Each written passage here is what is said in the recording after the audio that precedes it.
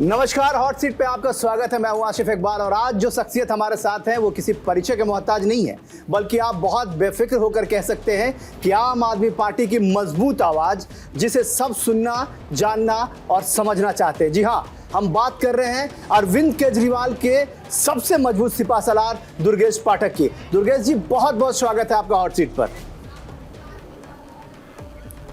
बहुत बहुत धन्यवाद सर, बहुत बहुत धन्यवाद।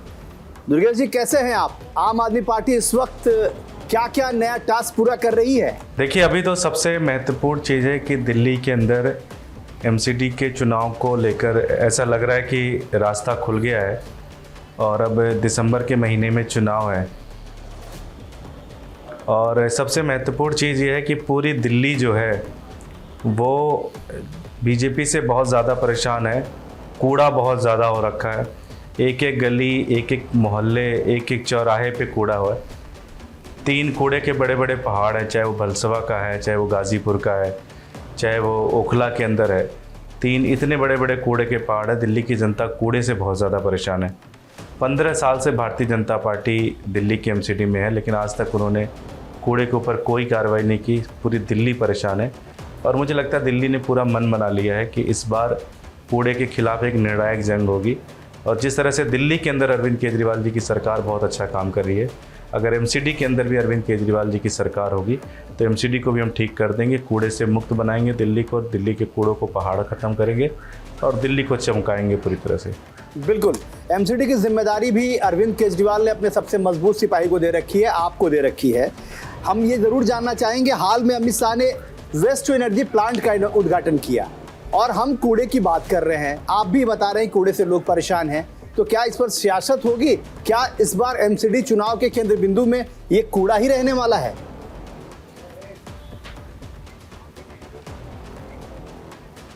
बिल्कुल कूड़ा ही रहना चाहिए। कूड़ा ही सबसे महत्वपूर्ण काम है। बीजेपी के एमसीडी का एक ही सबसे बड़ा महत्वपूर्ण काम है और वो है कूड़े की सफाई करना, पूरी दिल्ली की सफाई करना।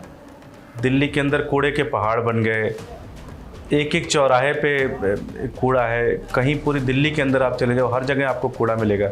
इवन खुद प्रधानमंत्री मोदी जी सर्वे कराते हैं पूरे देश के अंदर सारे मेट्रो सिटीज़ का। 45 शहरों में दिल्ली का स्थान 37वें स्थान पे है। मतलब आप समझ सकते हैं कि बहुत बुरा हाल है। दिल्ली देश की राजधानी है, प्रधानमंत्री यहाँ रहते हैं, गृह मंत्री यहाँ रहते हैं, पूरी दुनिया के जितने भी राजदूत हैं सारे लोग रहते हैं, फिर सबके मुख्यालय यहाँ पर है। और दिल्ली कैपिटल है, राजधानी, और दिल्ली गंदी हो तो ये पूरे देशवासियों के लिए शर्म की बात है, हिंदुस्तान के एक एक व्यक्ति के लिए शर्म की बात है। आम आदमी पार्टी एमसीडी में बहुत शानदार करेगी। मुझे पूरा भरोसा है कि हम सरकार बनाएंगे और सरकार बनाकर दिल्ली को साफ करेंगे। तो आखिर इतना कूड़ा इकट्ठा कैसे हो गया? किसका है ये कूड़ा और कितने साल का है ये कूड़ा और कौन साफ करेगा? देखिए, पिछले 15 सालों में भारतीय जनता पार्टी एमसीडी में है, तो कूड़ा उठाने की जिम्मेदारी उनकी है, कूड़ा साफ़ करने की जिम्मेदारी। तो ये कूड़ा भी उन्हीं का है, साफ़ करना भी उन्हीं को था, हटाना भी उन्हीं का था। आप सोचिए कि इन कूड़े के पहाड़ साफ़ करने में अब तक 1200 करोड़ रुपए खर्च हो चुके हैं। 1200 करोड़ सारा पैसा भ्रष्टाचार के उस पर चला जा रहा है। जो जो मशीनें लगाई हैं उन मशीनों 1200 करोड़ रुपये, आप सोच लीजिए 1200 करोड़ रुपये इस कूड़े के पहाड़ साफ़ करने में लगा दिए, लेकिन 1200 टन कूड़ा आज तक साफ़ नहीं हुआ। तो इतनी बुरी स्थिति है, इतना भ्रष्टाचार है, इतना ज़्यादा पैसे की करप्शन है। मैंने खुद कई बार एक्सपोजे किया, बताया कि किस तरह से जो मशीनें लगी हुई हैं वहाँ पे, वो मशीनें मार्केट में 15-15 लाख रुपए में मिलती हैं, लेकिन उन मशीनों के लिए 6 लाख रुपए पर मंथ किराया देते हैं। तो इस तरह के बहुत बड़े लेवल पे करप्शन है इन सारी चीज़ों के अंदर, लेकिन इन सारे करप्शन को भी ख़त्म करेंगे। और मुझे पूरा भरोसा है कि देश से और दुनिया के अंदर बहुत सारे ऐसे देश हैं जहाँ पे कूड़ा साफ़ किया गया है, बेहतरीन तरीके से किया, उनसे सीखेंगे और दिल्ली के अंदर इम्प्लीमेंट करेंगे उसे। तो इसके लिए क्या कोई तैयारी भी की है आपने? कोई रूट मैप बनाया है? कुछ ऐसी तैयारी जो आप बता सकें, हमारे तमाम दर्शकों को बता सकें कि आखिर कौन कौन सी ऐसी चीज़ें होंगी, या किस तरीके से आपने उस रूट को बनाया हो, तय किया हो कि हम इस जरिए उन तमाम समस्याओं का हल ढूंढेंगे? देखिए, जो सबसे महत्वपूर्ण चीज़ है कि कूड़ा निकलता कहाँ से? या तो हमारे घर से निकलता है, हमारे वर्किंग प्लेस से निकलता है, हमारी दुकानों से निकलता है। सबसे बड़ी प्रॉब्लम है कि कूड़ा उठता नहीं है। तो जब कूड़ा उठता नहीं है समय पे कूड़े की व्यवस्था नहीं है, पूरी दिल्ली के अंदर कोई कॉन्फिडेंस नहीं है कि उनका कूड़ा उठेगा, तो लोग कूड़ा फिर अपना इधर उधर डाल देते हैं। सबसे पहला तो काम ये है, और ऐसा नहीं कि ये कभी हुआ नहीं है। देश के अंदर भोपाल के अंदर हुआ है, चेन्नई के अंदर हुआ है, विदेशों के अंदर बहुत सारी जगहों पे हुआ है। इसमें पब्लिक का पार्टिसिपेशन बहुत ज़्यादा ज़रूरी है, RWS का पार्टिसिपेशन बहुत ज़्यादा ज़रूरी है। जो दिल्ली के अंदर वर्किंग क्लास है, जो महिलाएं हैं, इनका पार्टिसिपेशन बहुत ज़्यादा ज़रूरी है। जब एक बार पूरी दिल्ली खड़ी होगी, दिल्ली पूरी पार्टिसिपेट करेगी, आप देखना कूड़े से भी बहुत अच्छे से लड़ाई जा सकती है। इसका पूरा रोड मैप बनाया हुआ है, एक एक पूरा स्टेप बनाया है। सॉलिड वेस्ट मैनेजमेंट के बहुत सारे प्लांट लगाने होंगे, उस प्लांट को भी लगाएंगे। और साथ ही साथ कूड़ा डेली का डेली जितना कूड़ा उठता है वो प्रोसेस होके सीधे सीधे उसके जो भी उसका यूटिलाइजेशन है वो सारी चीज़ें हो जाए। आप देखिए दिल्ली जैसे शहर में अभी तक कूड़ा डिवाइड नहीं होता, अभी भी किसी घर में ऐसा नहीं कि कूड़ा अलग अलग रखा जाता है। तो बहुत सारी कमियां हैं, इन सारी कमियों को दूर करेंगे और मुझे पूरा भरोसा है कि दिल्ली की जनता इस बार अरविंद केजरीवाल को MCD में बहुत भारी बहुमत से लेके आएगी और बहुमत से आने के बाद हम लोग इसमें मिल के काम करेंगे। इसके लिए क्या अवेयरनेस कैंप या कुछ इस तरह की चीज़ें भी आप करने वाले हैं? क्या डोर टू डोर कैंपेन करने वाले? क्योंकि माना यह जाता रहा है कि आम आदमी पार्टी अगर किसी चीज़ की तैयारी करती है तो बहुत सलीके से करती है। उसका एग्जाम्पल हमने पंजाब में देखा है दिल्ली के बाद। तो क्या MCD को आप कितनी अहमियत देते हैं? और क्योंकि आपके ऊपर ये जिम्मेदारी अरविंद केजरीवाल ने बहुत भरोसे के साथ जताई है, तो उसको लेकर भी कुछ प्लान आउट, आपने कुछ प्लानिंग करी है क्या? देखिए हम लोग पिछले 3 साल से MCD के अंदर काम कर रहे हैं। अब तक मेरा ख्याल है कम से कम हम लोगों ने 3 से 4 से 5 राउंड का डोर टू डोर कर लिया। कम से कम 10,000 से ज़्यादा छोटी छोटी नुक्कड़ मीटिंग सभाएं की हैं, लोगों को जागरूक किया है और लोग पूरी तरह से तैयार। अभी जस्ट एक हफ्ते पहले हमारा एक round door to door complete हुआ, जिसके अंदर हम दिल्ली में लगभग 40 लाख घरों से ज़्यादा घरों में जाके हमने कूड़े के ऊपर बातचीत की है, चर्चा की है। तो मुझे पूरा भरोसा है कि इसी तरह से हम बहुत सारे कैंपेन प्लान कर रहे हैं। धीरे आने वाले समय में हम आपको सारी चीज़ों के बारे में बताएंगे। बिल्कुल, हमारा एक ही पर्पज़ है, जनता के साथ सीधा सीधा जुड़ाव, चाहे वो डोर टू डोर के माध्यम से हो, चाहे वो नुक्कड़ मीटिंग के माध्यम से, चाहे वो छोटी छोटी मीटिंगों के माध्यम से। वार्डों की संख्या कम हो गई है, 250 अब वार्ड हो गए। इसका क्या असर पड़ेगा, क्या होने वाला है? इसको भी लेकर आप लोगों ने बहुत सारे अपोज किए थे कि आखिर ये क्यों किया गया, कैसे किया गया, तो इसका क्या असर पड़ने वाला है? देखिए सच्चाई तो है कि इलेक्शन मार्च अप्रैल महीने में हो जाना चाहिए, लेकिन भारतीय जनता पार्टी को पता था कि अगर इलेक्शन उन्होंने कराए तो शायद एक सीट भी ना जीते, इतना बुरा हाल था उनका, इतनी बुरी स्थिति थी। तो इलेक्शन टालने के लिए उन्होंने एक नया सगुफा लेके आए कि डिलिमिटेशन करेंगे, ये करेंगे, वो करेंगे। हमने कहा सब कुछ कर लो, सारी चीज़ें कर लो, लेकिन समय पे चुनाव करा लो। आज 272 का 250 कर लिया, उससे क्या फ़र्क पड़ता है? 5,000 का वोट इधर से उधर, सिर्फ एक ही पर्पज़ इनका था कि चुनाव डिले करना। ठीक है, आपने चुनाव डिले कर लिया, लेकिन ये देखिए कि पिछले दिल्ली की जनता 15-16 साल से इंतज़ार कर रही है कि उनकी जो बेसिक सर्विसेज हैं, कि सफाई हो, कूड़े के पहाड़ हटे, नालियाँ साफ़ हो, इन सब चीज़ों की, बहुत बेसिक चीज़ों के ऊपर दिल्ली की जनता की मांग कर रही है और उस पर भी MCD पूरी तरह से फेल रही है। तो इसलिए लोग इंतज़ार कर रहे हैं। दिल्ली के लोग, मुझे लगता है इस समय देश में सबसे ज़्यादा दिल्ली के लोग बेचैन हैं कि उनका चुनाव और एक बड़ा बदलाव करें दिल्ली के अंदर। बिल्कुल, लेकिन जिस दिन वेस्ट टू एनर्जी प्लांट का उद्घाटन गृह मंत्री ने किया, उस दिन बड़े सारे आरोप भी लगाए आप लोगों पर। कहा कि ये लोग सिर्फ पब्लिसिटी की पॉलिटिक्स करते हैं, ये लोग काम नहीं करते हैं, दूसरों पर सिर्फ आरोप लगाना जानते हैं। उन सवालों के जवाब देंगे आप? मैंने तो गृह मंत्री जी से कहा कि आप ओखला में आए हुए हैं, आप भलसवा आ जाइए। आप 15 साल में भारतीय जनता पार्टी ने क्या काम किया, ये अपनी आंखों से देख लीजिए। उन्होंने देखा भी होगा, लेकिन मैं उनसे कहता हूँ कि आप आइए, देख के जाइए। आए नहीं वो, एक बार हमारे स्कूल भी आके वो देख लें, हमारे अस्पताल भी आके देख लें, हमारे फ्लाईओवर्स भी देख लें। उनको खुद पता, दिल्ली की जनता जानती है, गृह मंत्री जी को भी पता है कि उनकी भारतीय जनता पार्टी ने, MCD ने यहाँ पे नाश कर रखा है पूरी तरह से, सब बर्बाद कर रखा है पूरी तरह से दिल्ली को। उनको भी पता है कि अगर चुनाव हो गए तो सबकी ज़मानतें जब्त होंगी, लेकिन अब उनकी भी मजबूरी है, क्या कर सकते हैं। आप BJP में हैं तो BJP की बात तो कहेंगे ही। अच्छा, ये बताइए कि अगर गुजरात के चुनाव और MCD के चुनाव दोनों साथ होते हैं तो दुर्गेश जी उसके लिए कितने तैयार हैं आप लोग, जिसकी उम्मीद बहुत ज़्यादातर दिख रही है? देखिए, हम सबको ये समझना पड़ेगा कि चुनाव पार्टियां नहीं लड़ती, चुनाव जनता लड़ती है। जनता अगर परेशान नहीं है तो पार्टियों के से कुछ होता नहीं है। जनता गुजरात के अंदर, गुजरात की जनता बहुत ज़्यादा परेशान है, 27 साल से वो लोग बहुत ज़्यादा परेशान हैं। सेम हाल दिल्ली के अंदर है, 15 साल से MCD में लोग बहुत ज़्यादा परेशान हैं।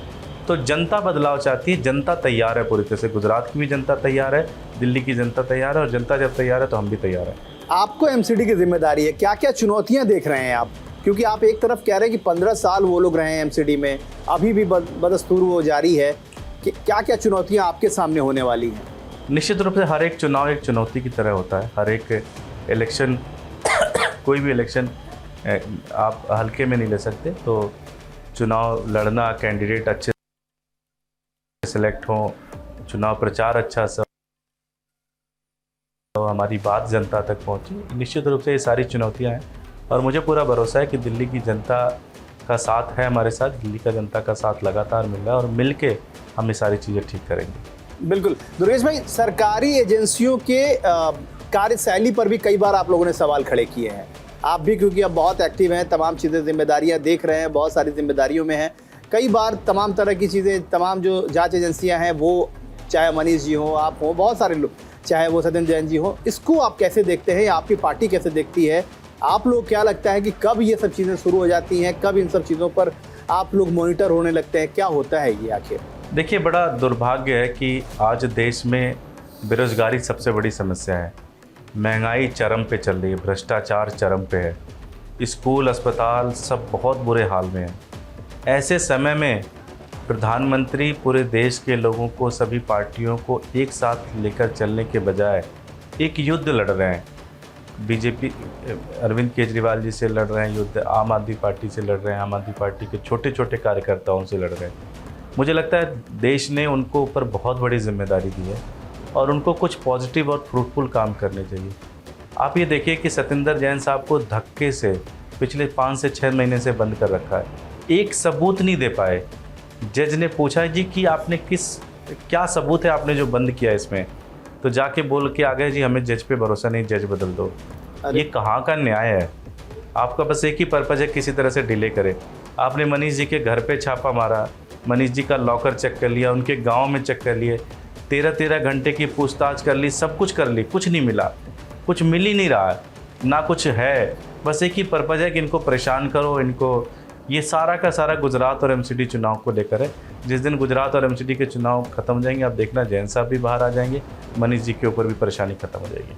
क्या आपको भी लगता है कि उन जांच के घेरे में आप भी आ सकते हैं? क्या आपको भी इस तरह, क्योंकि आप जब ये बात कह रहे हैं, क्योंकि अब इस वक्त एमसीडी का चुनाव भी नज़दीक, आप भी बहुत एक्टिवली चीज़ों को देख रहे हैं और आपकी कोई भी आ सकता है, आप भी कोई भी आ सकता है, कोई भी अगर देश के लिए काम कर रहा है, कोई भी व्यक्ति अगर ईमानदारी से काम कर रहा है तो कोई भी आ सकता है, चाहे वो मैं हूँ, चाहे वो आप हो या कोई भी हो, कोई भी आ सकता है।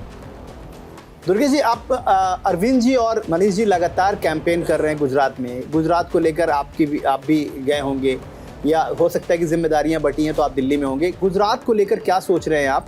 क्योंकि आपने कहा कि समस्याएं दोनों जगह हैं, चाहे दिल्ली एमसीडी का मसला हो या गुजरात का। ऐसी कौन सी ऐसी समस्या है जो बहुत इक्वल आपको दिख रही है, जो दिल्ली में भी है और गुजरात में भी है, और दोनों का सॉल्यूशन आपके पास है?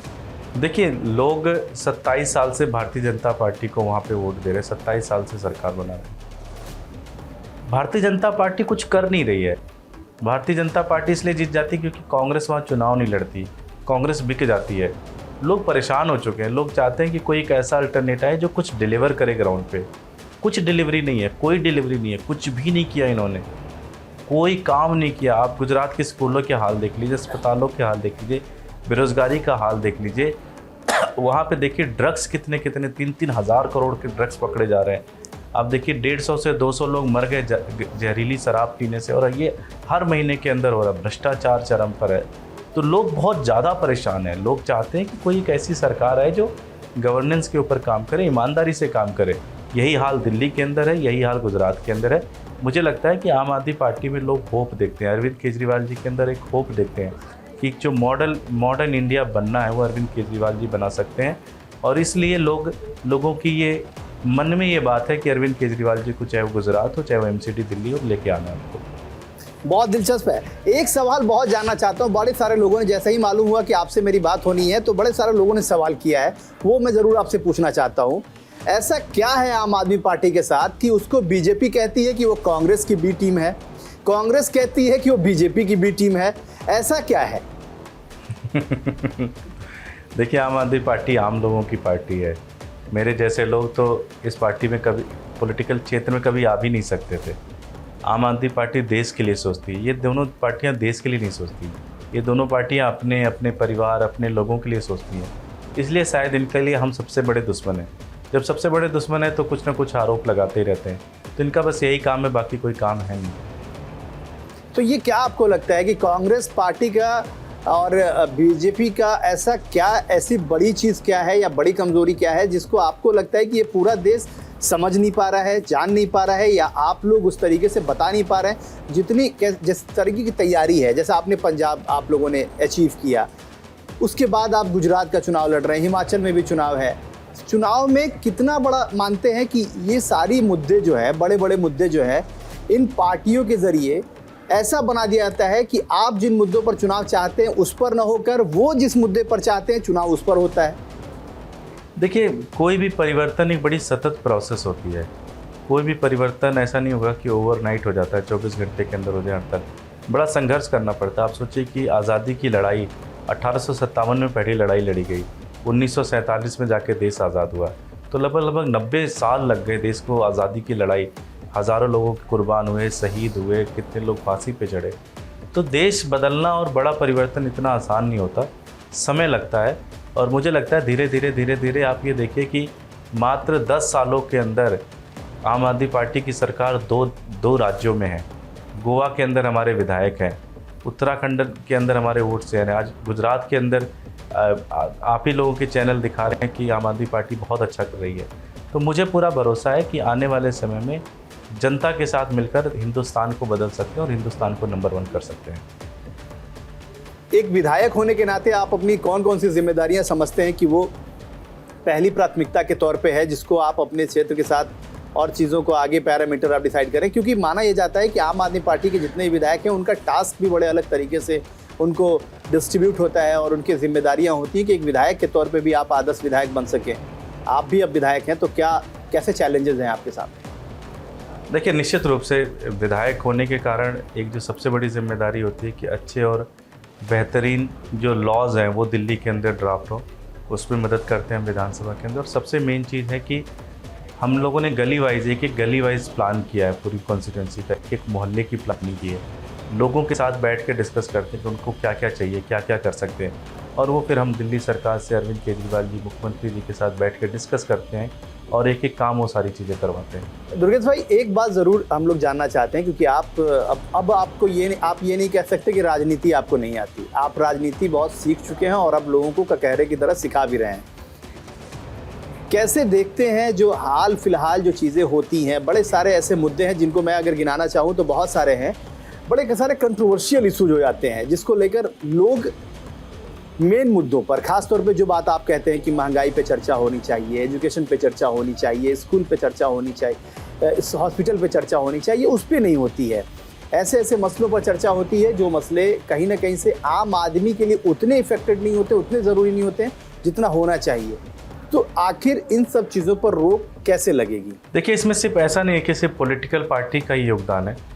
इसमें मेरा मानना है कि मीडिया का भी बहुत बड़ा योगदान होता है कि वो किस तरह के मुद्दे चुनते हैं, किस तरह की इन्वेस्टिगेटिव जर्नलिज्म करते हैं, किस तरह के मुद्दों के ऊपर वो डिबेट कराते हैं, किस तरह के मुद्दों के ऊपर वो अपनी पत्रकारिता करते हैं।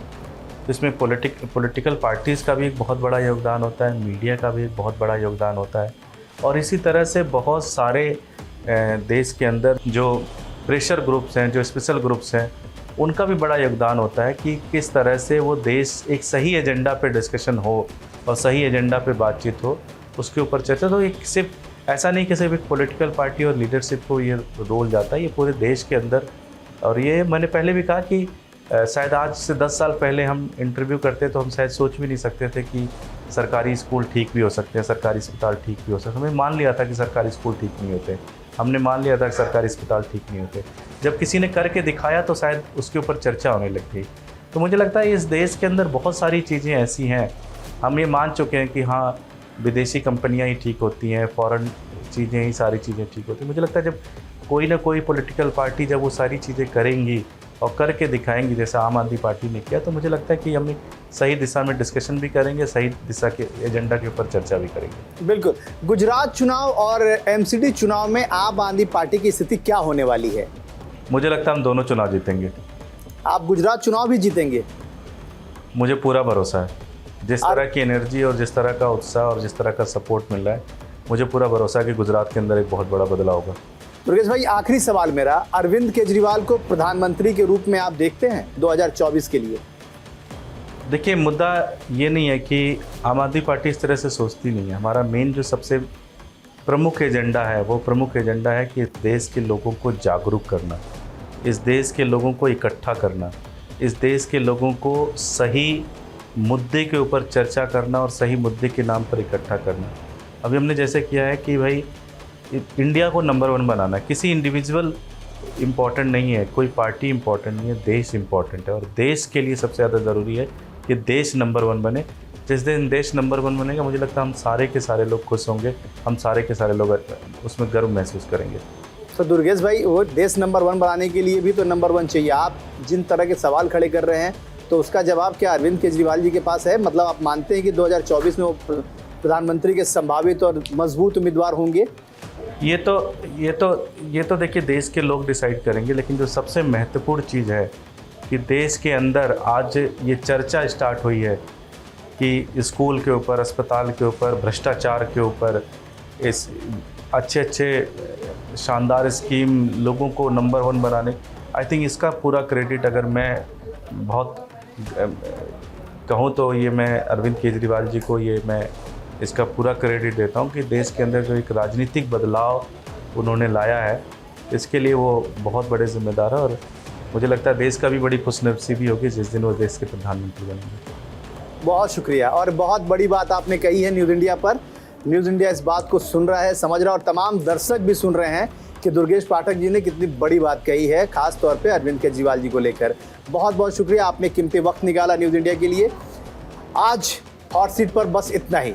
अगली हॉट सीट पर फिर एक मजबूत और मुखर शख्सियत के साथ बैठेंगे और तमाम अपने सवालों का जवाब लेंगे। तब तक पूरी टीम को दीजिए इजाज़त। देखते रहिए न्यूज़ इंडिया।